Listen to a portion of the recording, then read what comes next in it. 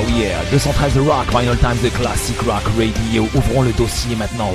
Bloodorn, 213 Rock. Mike et Nils seront en direct dans quelques instants. Tout de suite, on entre avec le single Bloodorn, 213 Rock, Vinylestimes, The Classic Rock. 213 Rock with Harrag Melodica on Vinylestimes Classic Rock Radio.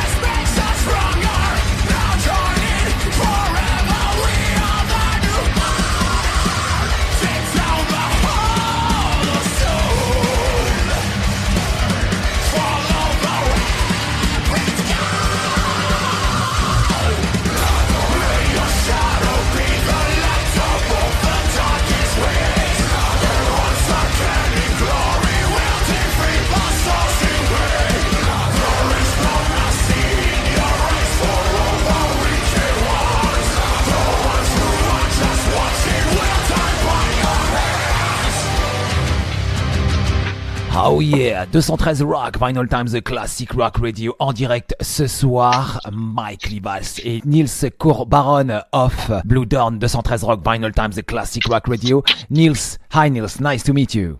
Hey, how are you? Yes, I'm doing great. And you, Nils? I'm fine. Okay, yeah. Hi Mike, nice to meet you. Hello, man. Yes, how are you, man? I am fine. I'm feeling the whole French atmosphere in my chair right now.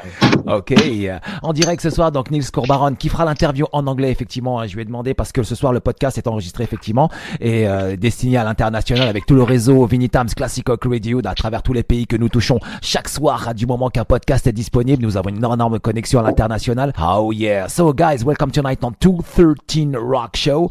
As you know, my name is Harrag Melodica. Name of the show is 213 Rock, hosted by Vinylestimes Classic Rock Radio. So Nils, the first question is for you. The band was formed in 2020 during the pandemic, right? Absolutely. C'était durant l'année 2020 durant la pandémie que Nils Courbaron effectivement va former avec Mike Livas, donc ce groupe Bloodorn. So Mike, how did you know Nils? Well, that's a bit weird. Actually, Nils contacted me via Instagram. It was Instagram, right? Right, Nils? YouTube. Oh yeah, he found me via YouTube and contacted me via Instagram. And being the super lazy guy, I never read my unfiltered messages. So I read his message 1 week later, probably, and we started talking. And he told me about his idea about a project, which is to be more of a full band. And as they say, the rest is history. Ok, alors donc c'est à travers dès le départ que Nils effectivement va contacter Mike par YouTube. Effectivement, il l'a découvert, donc c'est par YouTube. Et ensuite, ça sera des discussions auront lieu via Instagram effectivement. Et puis en même temps, c'est comme il était un petit peu paresseux avec YouTube pour répondre et tout, donc Nils a quand même un petit insisté. Effectivement, donc ils se sont captés sur Instagram, ils ont échangé leurs idées et ils se sont mis, ils ont parlé, ils ont échangé leurs idées pour essayer d'entrevoir quelque chose de métal, de très heavy metal, de très puissant. Et en fait, je voulais absolument bosser avec lui parce que Nils adore la voix de Mike. And Nils, you wanted to some musical parts, very brutal, very melodic with Mike. Yeah, the thing is, when I started the project, I was looking for a singer able to reach the super high notes and also at the same time able to sing like maybe, let's say, Phil Anselmo. And the thing is, I spend a lot of time on YouTube looking for a musician, like singer, covering band. And the cool thing is when you're going on the Mike YouTube channel, he did a cover actually of Pantera, he did a cover of Angra, he did a cover of Halloween, he did cover of Manowar. So for me, he got everything I was looking for, And also, I'm really into Beast in Black, and he got this thing like Jan is the singer of Beast in Black, but even more extreme. So that's why I chose this man, and he's my voice.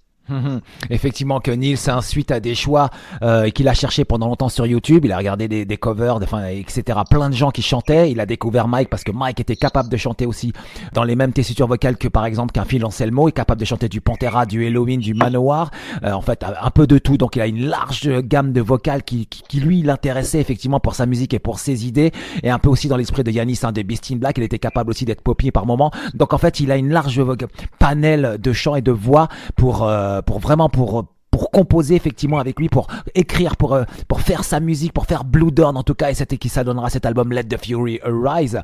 So Mike, you wanted with the Nils, you wanted something very fast on music, very catchy for your high voice. That's interesting because I never thought about it, but most of the bands I've been playing with, the sound is power metalish. Even with my other band, Silent Winter, we kind of play some sort of not really fast, but fast old school power metal. We do have some slower songs, but at the same time, I always, because I'm an old school guy when it comes to metal, I always enjoyed, the old power metal like Halloween, like Angra, like Nils mentioned, maybe even like Dragon Force. I don't really go beyond that. But so when Nils presented me the songs, I was like, whoa, how are we gonna do this live? And we still haven't figured that out. Okay, I'm kidding. But you know what I'm saying. Ok, alors effectivement, lorsque Nils lui a présenté la musique, il a dit waouh, comment je vais chanter ça. Bon, il blaguait un petit peu, mais effectivement, il avait déjà une idée, puisque Mike déjà chantait dans un groupe effectivement power metal qui s'intitulait Silent Winter, qui avait pas mal d'influence, avec des titres peut-être un peu plus lents. Mais Mike est aussi de la vieille école, métal type Angra, type Dragon Force, mais pas tant que ça dans cet esprit. Il voulait quelque chose de nouveau, quelque chose de frais, quoi. And Nils, how did you write all the music? How the idea came in your mind for writing that violent music? The thing is, there's a lot of power metal elements in the music because I'm a huge fan of Gamma Ray, Halloween, Beast in Black, Angra, and also Symphonics. But I started my career as a professional musician with Think of a New Kind. TA and K, which is a death metal band, and I learned a lot from them. So I'm now a real fan of extreme metal, like band Flesh God Apocalypse. For example, in 2019, I think my favorite album is Veleno from Flesh God Apocalypse, and I'm also a huge fan of the Black Dahlia Murder. So this is a thing for me. I wanted to mix all of this thing to do something more extreme, but still keeping the catchy element from the power metal, So that was the project. Some ideas on this album are pretty old. I started to work on it when maybe 6 or 7 years ago, but I just wanted to wait till I got the maximum contact, and I'm touring a lot with Siri and Drop Chaos, so I got the contact, and in 2020 I was like, let's do it. The time has come, and here we are. Effectivement, hein. Alors Nils a une palette musicale assez large, hein. Ça peut aller effectivement du métal jusqu'au death metal. Il y a eu des expériences par le passé, hein, avec Velen, je crois, le groupe en 2019, et il a aussi il aime beaucoup les Black Dahlia Murder. Il a son côté death metal, effectivement. Il est aussi passionné par Symphonix, Gamma Ray. Donc en fait toutes ces influences là, elles se ressentent, hein, dans cette musique, effectivement, dans ce premier album. C'est toujours comme ça, un premier album, hein. Il faut d'abord proposer ce qu'on aime et ce qui nous influence, effectivement. Ensuite, je pense que par l'avenir ils vont un peu se détacher de tout ça et proposer leurs propres trucs, leurs propres idées, parce que les artistes, dès le départ, ils ont besoin de proposer quelque chose, et après ça va germer, l'idée elle germe, et là ils sont en train de peut-être très certainement poser des graines pour l'avenir, avec peut-être une nouvelle orientation, des choses qui vont arriver. Et Nils, c'est de ces artistes là qui aiment évoluer, qui vont pas stagner sur ce qu'ils écoutent. Ils vont je pense que ça va, c'est cette trempe là, Nils et Mike, ils vont évoluer, ils vont proposer peut-être quelque chose à l'avenir. Je pense surtout que ce qu'il faut attendre, c'est peut-être, là il y a déjà un premier album, je suis persuadé qu'ils sont déjà en train de travailler sur le deuxième, et que ils ont déjà senti quand même quelques variations, mais je pense que l'avenir nous le dira. So Mike, about the music parts that Nils has already sent you for the first album, Let the Fury Rise, did you work on the track morning, noon and night and daily, because it's so fast and new fresh music too? Yes, we actually worked quite a lot on the songs for quite some time, because we did most of the stuff using communicating with Messenger, and it was the pandemic, so we didn't have the chance to meet. So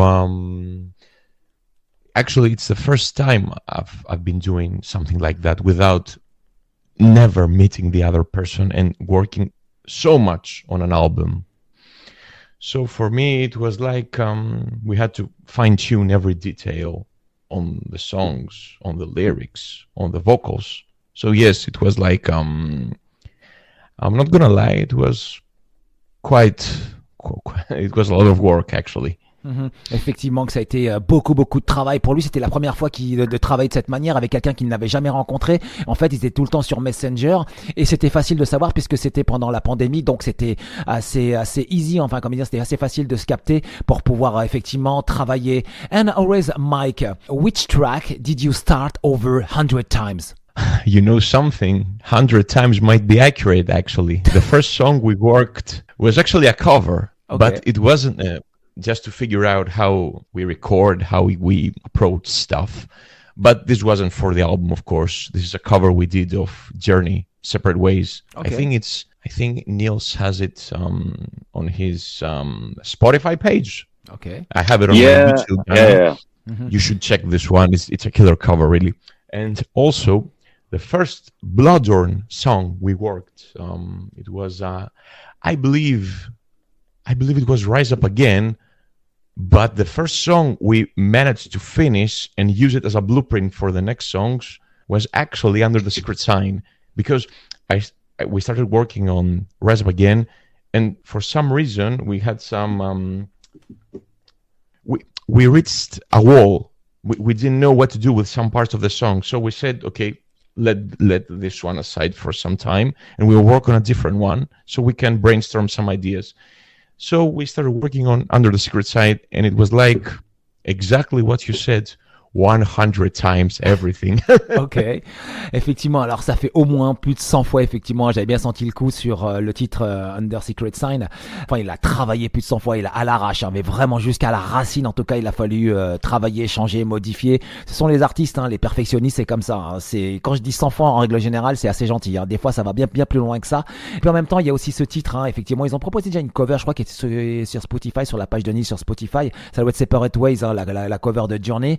Et il y a eu peut-être le premier titre peut-être qu'ils ont fait, je crois, ensemble, ça doit être, si j'ai bien compris, c'est Rise Up Again, hein. C'est vraiment le premier titre qu'ils ont fait ensemble, mais celui qui a été terminé en premier, c'était Under Secret Sign. Voilà, c'est ça en tout cas, je pense qu'il fallait retenir. So Nils, what was your first reaction about Mike's job, about the music?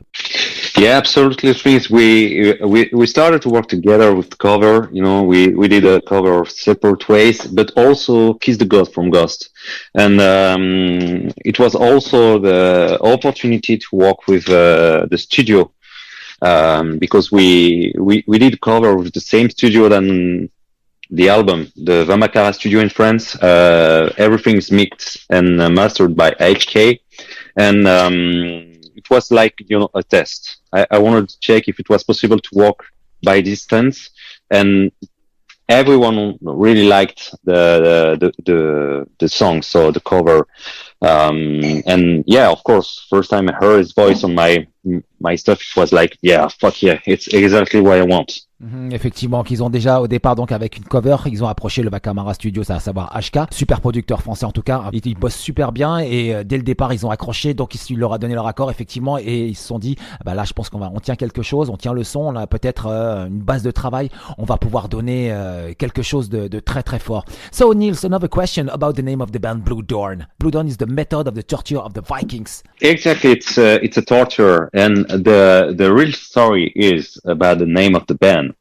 It's, I was looking for something badass. Like, as probably everyone knows, I'm a huge fan of Iron Maiden, and I was looking for a name about the torture. I started to check about the war thing or that kind of stuff, but at the end, I really wanted to find something about the torture, and my wife helped me a lot because she's working in communication, and we were watching movie together, checking the torture and stuff. And one day we were at home, and I said, "What do you think about Bloody Eagle?" Because it's the English name of Bloodorn, because Bloodorn in ancient Swedish or Norway, I don't know, is the name of the torturer. And I was like, yeah, but it's probably already the name of the band from Norway or whatever. But she said, you know what? You should do something with blood and Dorn, because it's really really catchy, and it's pretty cool. I was like, you got it. Thank you, darling. Alors oui, effectivement, concernant ce nom Bloodorn, vous le connaissez. Déjà, peut-être très certainement sous le nom de Blood Eagle. Vous savez, c'est la scène de torture dans Viking, effectivement, avec les côtes derrière là qui explosent un petit peu.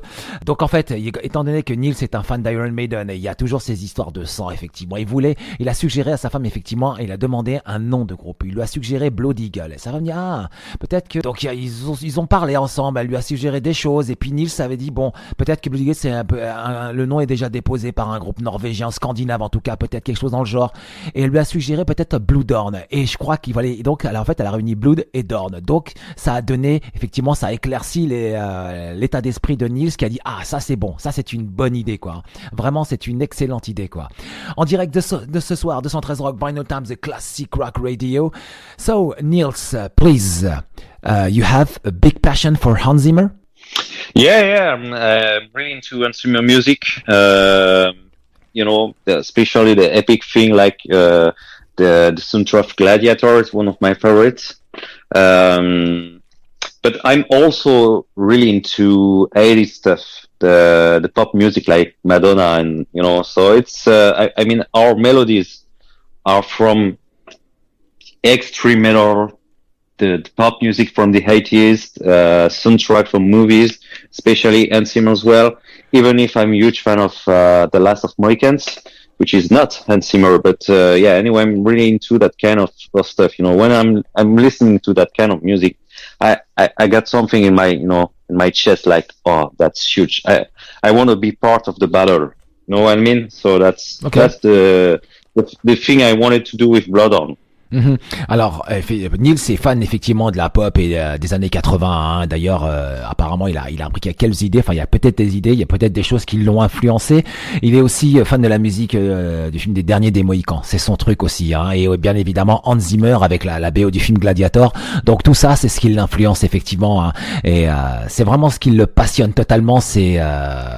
Ces orchestrations. So Nils, I think, would you be interested maybe for the future composing orchestrations inspirations for movie film in the future? Yeah. Of course, that would be super cool to, I was thinking, because for this album, I made it just to work with my buddy from Syria, Morten. He did all the orchestration with the Dia, which is the singer in Drubbed Chaos, but here's is like, he's able to sing, to play guitar, bass, drum. He's able to do everything.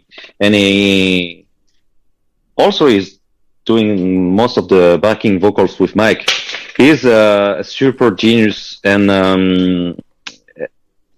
we worked with Morten for this album, but, as I told you, I'm a huge fan of Flesh God Apocalypse. So maybe for the next one, why not working with Francesco? That's a thing I'm thinking about, but at the same time, I'm thinking to do something maybe more modern, not in the music, not on the drum and the guitar, but maybe on the keyboard, like Amaranth. I don't know what we're gonna do, but of course that will be a dream to work with Francesco, or even when we will be, if it's possible, and keep the dream on my mind, but to work with the Philharmonic Orchestra. Mhm. Alors oui, effectivement, que Nils, sa passion pour la musique de film, elle est très très grande, enfin elle est grandissante même. Et donc sur cet album-là, Light the Fury Rise, il a travaillé avec Morten Verland, des Sirenia, vous le connaissez, un grand monsieur en tout cas en Europe, donc concernant les orchestrations et des titres bien variés avec variations symphoniques et tout. Donc il a aussi ses projets. Et en même temps, son grève aussi, c'est travailler peut-être avec Flesh God Apocalypse, enfin Francesco, je crois, de Flesh God Apocalypse. Alors, je connais pas bien le groupe, mais je crois avoir compris ça. Et donc ça fait partie de ses rêves. Ça fait partie de ses idées pour l'avenir en tout cas, et il est très passionné par ça. Cette musique de film, ça le rend effectivement totalement dépendant avec cette musique qu'il a proposée au sein de cet album Let the Fury Rise. C'est ça en tout cas. So Mike, the track Let the Fury Rise is a very epic musical battle. Well, you could say that. Actually, yes, you could say that. Mm-hmm.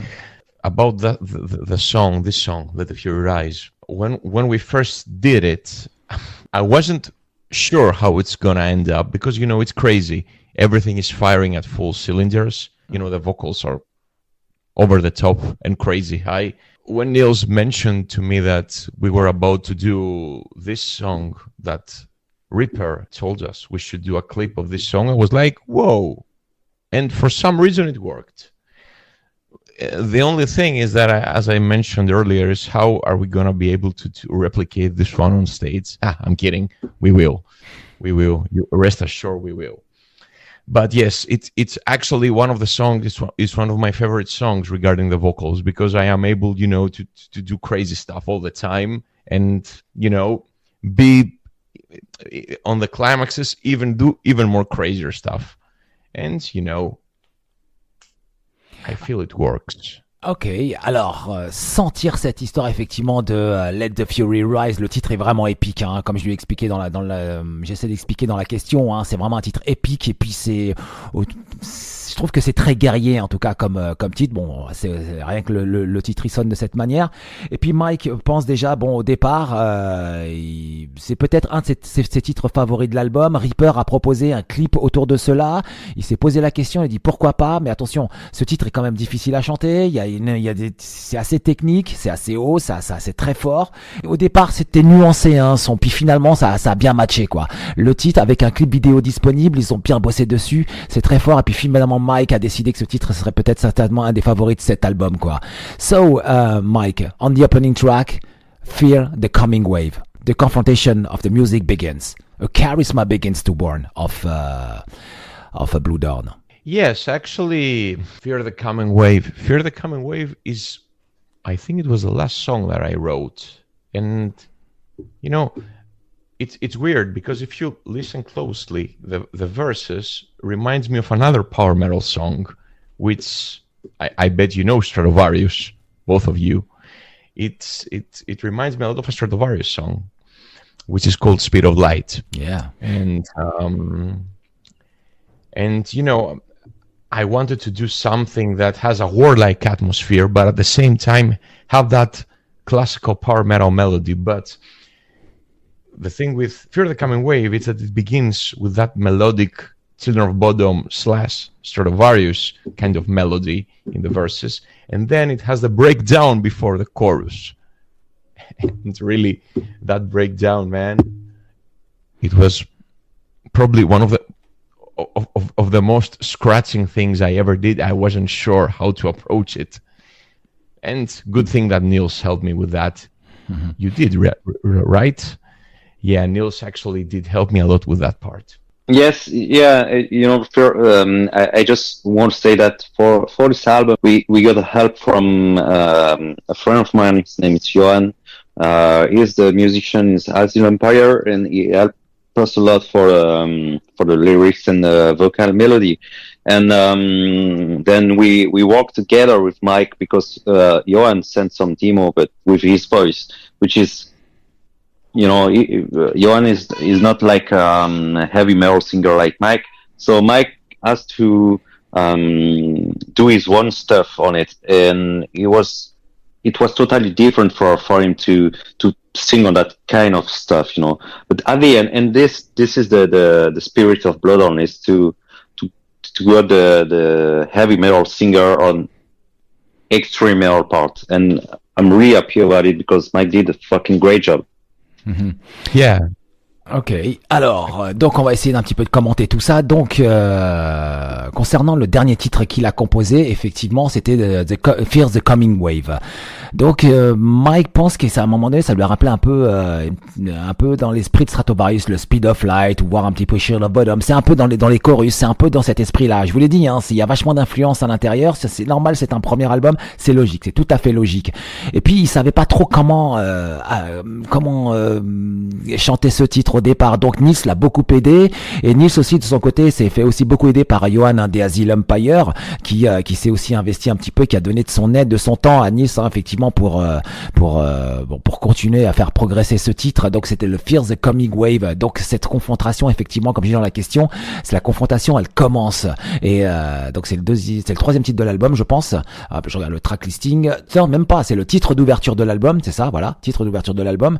Et puis donc il fallait, donc c'est la confrontation qui arrive, et c'est ce titre, je pense, qui va donner effectivement le reste de l'album son idée, son sens. Voilà pourquoi cette idée, ce charisme commence à ce moment-là. And Mike, your voice is so powerful because my feeling is that you want to show to the fans can count of you for the future. Yeah, I believe they can. But I don't really think of it so much. I just do what the music calls out for, the way that I understand it, but with Bloodorn music, we wanted something to be, to be powerful, to be melodic, but to be furious at the same time. Mm-hmm. So it can match the intensity of everything else going on. And because even from the earliest recordings and, ideas that Nils sent me, they had the whole fury thing. The drums were pretty much close to, even in their earliest versions, to the ones that you hear on the final record. So I really had, I thought that this should be the approach: power, fury, and melody, of course. But fury is really, really important in these songs. The aggression, the energy, all that stuff. You even get the energy from just reading the titles. I mean, you read Fear the Coming Wave. It's battle. It's battle metal stuff, Yes, effectivement, que Fear the Coming Wave, c'est un titre, c'est une bataille, ce titre, hein. Et donc il a besoin, effectivement, la mélodie est accrocheuse, c'est très intense et c'est très furieux. Voilà ce qu'il faut retenir, en tout cas, dans Direct ce soir de 113 Rock, Vinylestimes, the Classic Rock Radio. So, Nils, Mike, Under the Swickerin Sights, the first single was nearly approach 100,000 views. I think it's great for the first time. Thank you. Yeah, and Mike, the fans are hooked. Yeah, it's great. But actually, if you check the second single we released, it's Bloodorn, and the cool thing is, Francesco and me, we are touring a lot. We got this chance to. I would say that too. I mean, it's it's a dream to be a musician and to play all around the world. So it's like it's a dream come true. And the cool thing is, with that, we met a lot of musicians. So I can't say no. I got some friends in the music industries, like, you know, the guys from Cradle of Filth, Halloween, you know. So when I was a teenager, I will never think that I will be one day a friend of the guys from Halloween, you know. And it's the thing. I mean, on the video Bloodorn, there's Danny, the drummer, which is a really good friend of us now, you know, singing Bloodorn for us. So, and on this video, there are already almost 130,000 views, something like that. Alors, Nils, durant effectivement sa carrière, il a rencontré beaucoup de monde. Déjà, quand il était jeune, il était fan de beaucoup de groupes, que ce soit Craddock, que ce soit Halloween, etc. Aujourd'hui, il est pote avec une partie d'entre eux, quoi. Yes. Il est pote avec une partie d'entre eux, effectivement, quoi. Donc, pour lui, c'est un rêve qui se réalise, hein, parce que être musicien, c'est aussi peut-être pouvoir faire le tour du monde, visiter de différentes cultures. C'est ça la vie de musicien en même temps, hein. Et puis, Nils, can you say one more time your answers about your drummer? What you said? About which drummer? The drummer of you mentioned a drummer. The drummer of Halloween. Yes. Danny Lobke. Okay. Yeah, the thing. Yeah. Danny Lob is a good friend of Michael Brush, Okay. and we met a lot of time on the road. He's coming to our show. I mean, with Sternia, and you know, we were even, you know, get some drink together, and all the time he's in Paris or whatever, you know. If it's possible to see the guys from Halloween, all the time he's like, you know, come, and you can go in the backstage with me. I will be happy to introduce you to the other guys. So, you know, it's a really dream come true. I mean, Halloween is one of the most important band in my life. So, Okay. and I'm so glad to get those guys as friends, you know. Ok, alors donc ça c'est par l'intermédiaire effectivement de leur batteur, hein, de Bloodorn, qui s'appelle Michael Brush. Voilà, j'ai cherché le nom. Donc qui est super pote avec le batteur donc d'Halloween, et donc ils se sont tous rencontrés effectivement lorsque Danny vient à Paris. Évidemment il appelle Nils, etc. Lorsqu'ils sont en tournée, enfin lorsqu'ils se voient en concert, effectivement. Donc toujours il s'appelle. Ça c'est vraiment cool, hein. Pour lui c'est quelque chose d'incroyable. Il vit son métier totalement, pleinement. Quand il était plus jeune, il rêvait. Aujourd'hui il le vit. Bah c'est ça la vie, c'est comme c'est ça. So Nils, just before the end, 4 days ago, a new music video is available with Italian singer Nicoletta Rossellini. Yeah, God welcome. Yes. Yes, there's not only Nicoletta on this song, because there's also my bandmate in Drop the Chaos, and was the singer in Think of New Kind, Raf Penner.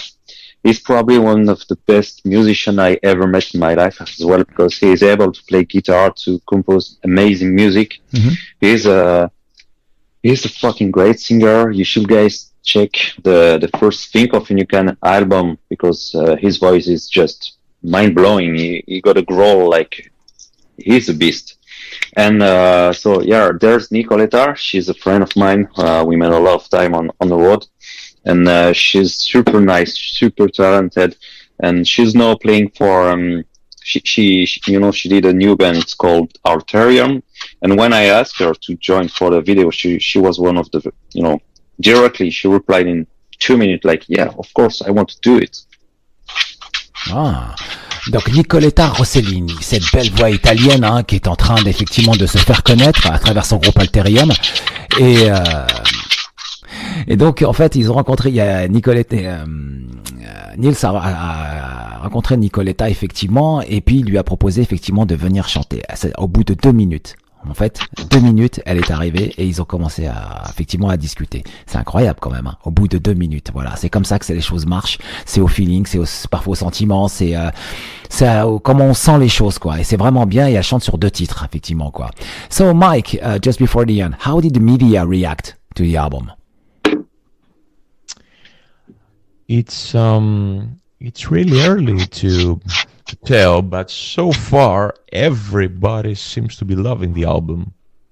You know, I mean, the people who listen to it, the critics are a different thing. You know, of course, you have good critics, you have good reviews. Sorry, you have really good reviews. You have some people who, will say that it is good, but this, but else.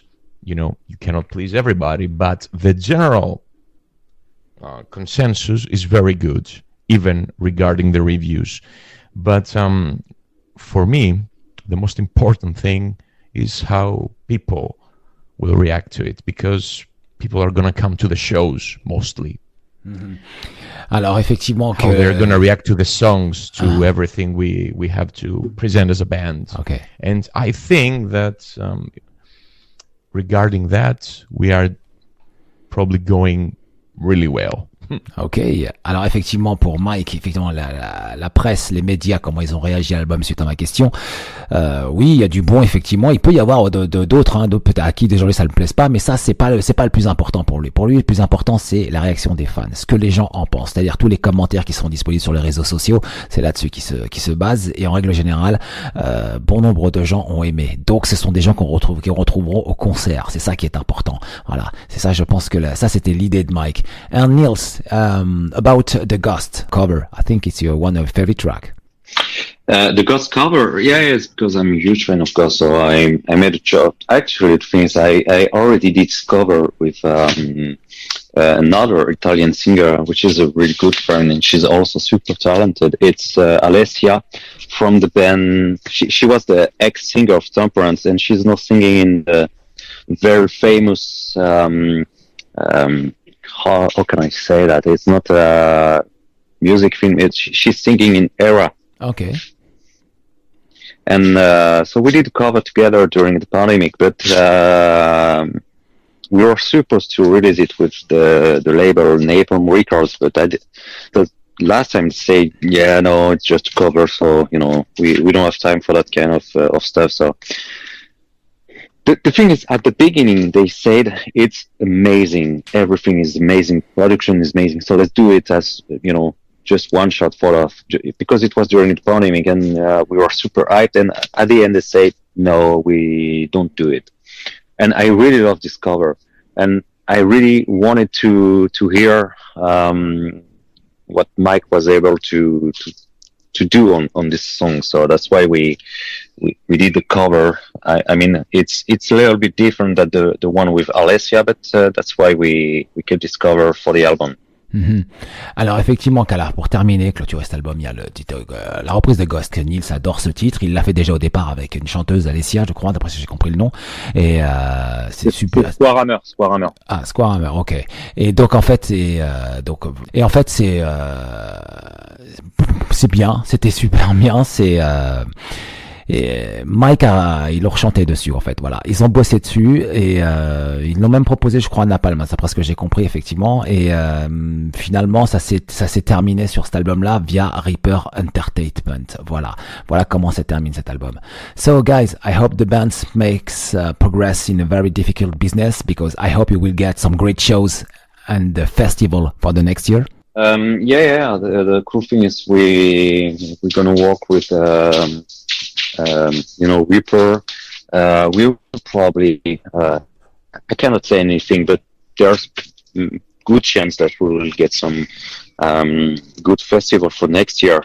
Unfortunately, it's a little bit too late for this year. Mm-hmm. I mean, for the summer, we'll see for winter stuff, and but for the summer it's a little bit too late. And the thing is also, it's my choice. I don't want to play shitty show. I don't want to, I want to work with professional. That's why the first album of the band was signed on Reaper Entertainment, because we finished the mix and the master in June, and till October we were still waiting for an answer from a label. We got some offer, but I was waiting for the good one, and Reaper was the good one. Yes. And I will do the same for the booking agency. Ok, alors effectivement pour le moment c'est trop tôt encore pour parler de show et de trucs. Ils espèrent pour l'année prochaine parce que vu la sortie de l'album, toutes les programmations de cet été, enfin en printemps-été, tout était booké déjà depuis bien un an, depuis bien longtemps. Donc effectivement ils préfèrent attendre, ils préfèrent patienter et avoir effectivement bossé, continuer à développer le groupe avec le label Reaper. Et puis certainement une bonne agence booking viendra et sérieuse viendra développer le groupe en seconde partie en tout cas de l'année. Il espère en tout cas une belle signature. Voilà ce qu'il faut en tout cas comprendre concernant cette fin d'interview et surtout ce bel album, hein. Donc je rappelle, voici le track listing. Let the Fury Rise, l'album 213 Rock Vinyl Times et Classic Rock Radio est disponible depuis le 24 mai, soit depuis 4 jours. Voici le track listing avec l'ouverture. Ouverture. Can you remind me the pronunciation of XIS? Nils, ouverture X. I think it's 11 or 11S. No, it's I don't have the English word for that, but okay. It's I wanted to put something Greek in the You can speak in French if you in the want. title because of c'est un clin d'œil. Okay, d'accord. It's a Yeah, week. Okay. Because Mike is Greek, and when I was looking for, to be honest, there's no real meaning about it, but Okay. I was looking for something, a little bit evil, and Okay. it was too I'd say that it was shit to say Overture 666. I mean, sounds like a title of a shitty band, and when you're into satanic thing, we are not satanic, but I'm reading a lot of thing about it, and there's a lot of text about the real number of the beast is not 666 but 616. So Okay, I understand. It's Overture 616. Ok, Overture 616. Ça, c'est le titre donc d'ouverture de l'album. Ensuite, Fear the Coming Wave, Under the Secret Sign, Rise Up Again, Tonight We Fight, God Won't Come, Forging the Future, Let the Fury Rise, Six Wounded Wolves, Bloodorn, Square Hammer. Et non, c'était pas Miura, effectivement, c'était Square Hammer. Pourquoi j'ai dit Miura, je sais pas. Alors là. Ensuite, Mike Livas vocal, Nils Courbaron à la guitare, Francesco Saverio Ferraro à la basse et Michael Brush à la batterie. 213 Rock Vinyl Times, the Classic Rock Radio. So Mike, thank you very much for this live interview tonight. Do you have a message for the audience tonight, please? We will see every single one of you on the road pretty soon. Okay. So till then, just listen to the album and let the fury rise. Yeah, let the fury rise. And Nils too, please. I will say exactly the same thing on Mike. And another thing I want to say again and again, Bloodorn is absolutely not a side project because everyone is quite afraid that the fact we are playing in Syrinia and Freedom Call, but Bloodorn is the main thing. It's we are trusting really into this project and we can't wait to hit the stage. Ok, 213 Rock Vinyl Times, the Classic Rock Radio, Bloodorn, God Won't Come. Tout de suite, extrait de l'album Let the Fury Rise, 213 Rock.